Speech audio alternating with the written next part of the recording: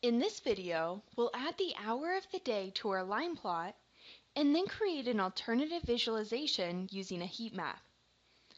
We can do this by creating a line for each day of the week and making the x-axis the hour of the day. We first need to create a counts table for the weekday and hour. So we'll use the table function and give as the first variable the weekday variable in our data frame, and as the second variable the hour variable. This table gives for each day of the week and each hour the total number of motor vehicle thefts that occurred.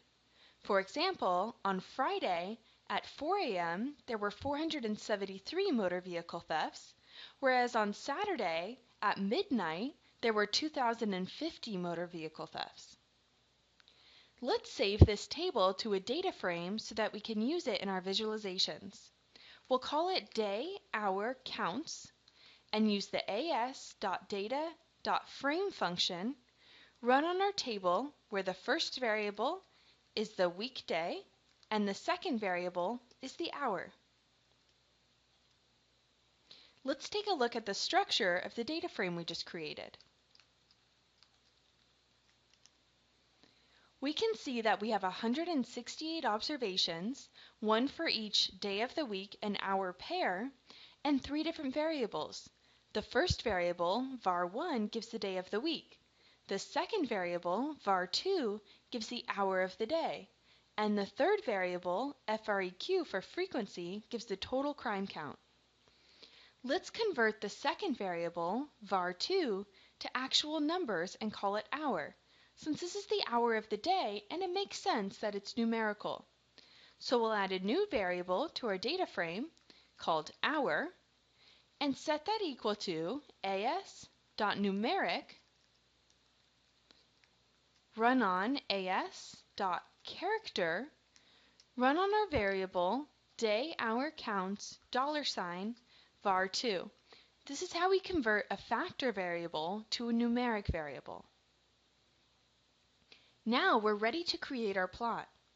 We just need to change the group to var1, which is the day of the week.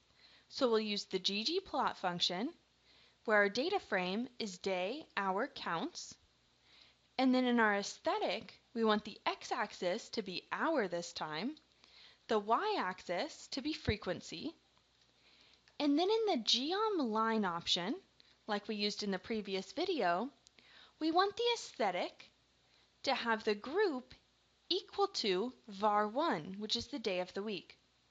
Go ahead and hit enter. You should see a new plot show up in the graphics window. It has 7 lines, one for each day of the week. While this is interesting, we can't tell which line is which day, so let's change the colors of the lines to correspond to the days of the week. To do that, just scroll up in your R console and after group equals var1, add color equals var1. This will make the colors of the lines correspond to the day of the week. After that parenthesis, go ahead and type comma and then size equals 2. We'll make our lines a little thicker. Now in our plot, each line is colored corresponding to the day of the week. This helps us see that on Saturday and Sunday, for example, the green and the teal lines, there's less motor vehicle thefts in the morning. While we can get some information from this plot, it's still quite hard to interpret. 7 lines is a lot. Let's instead visualize the same information with a heat map. To make a heat map, we'll use our data in our data frame day hour counts. First, though, we need to fix the order of the days so that they'll show up in chronological order instead of in alphabetical order. We'll do the same thing we did in the previous video. So for day hour counts, var1, which is the day of the week, we're going to use the factor function where the first argument is our variable, day hour counts, var1. The second argument is ordered equals true, and the third argument is the order we want the days of the week to show up in. So we'll set levels equals and then C and then list our days of the week.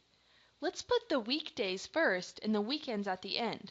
So we'll start with Monday, and then Tuesday, then Wednesday, then Thursday, Friday,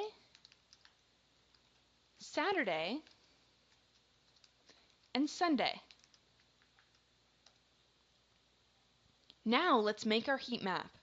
We'll use the ggplot function like we always do and give our data frame name day, hour, counts. Then in our aesthetic, we want the x-axis to be the hour of the day and the y-axis to be the day of the week, which is var1. Then we're going to add geom_tile. This is the function we use to make a heat map. And then in the aesthetic for our tiles, we want the fill to be equal to frequency. This will define the colors of the rectangles in our heat map to correspond to the total crime. You should see a heat map pop up in your graphics window. So how do we read this? For each hour and each day of the week, we have a rectangle in our heat map. The color of that rectangle indicates the frequency or the number of crimes that occur in that hour and on that day. Our legend tells us that lighter colors correspond to more crime. So we can see that a lot of crime happens around midnight, particularly on the weekends. We can change the label on the legend and get rid of the Y label to make our plot a little nicer. We can do this by just scrolling up to our previous command in our R console and then adding scale_fill_gradient. This defines properties of the legend, and we want name equals, and in quotes, total MV thefts, for total motor vehicle thefts. Then let's add in the theme axis.title.y equals element_blank. This is what you can do if you want to get rid of one of the axis labels. Go ahead and hit enter. Now on our heat map, the legend is titled Total MV Thefts and the y-axis label is gone. We can also change the color scheme. We can do this by scrolling up in our R console and going to that scale fill gradient function, the one that defines properties of our legend, and after name equals total motor vehicle thefts, type a comma, and then type low equals, and in quotes, white, and high equals, in quotes, red. We'll make lower values correspond to white colors, and higher values correspond to red colors. If you hit enter, a new plot should show up with different colors. This is a common color scheme in policing. It shows the hot spots or the places with more crime in red. So now the most crime is shown by the red spots and the least crime is shown by the lighter areas.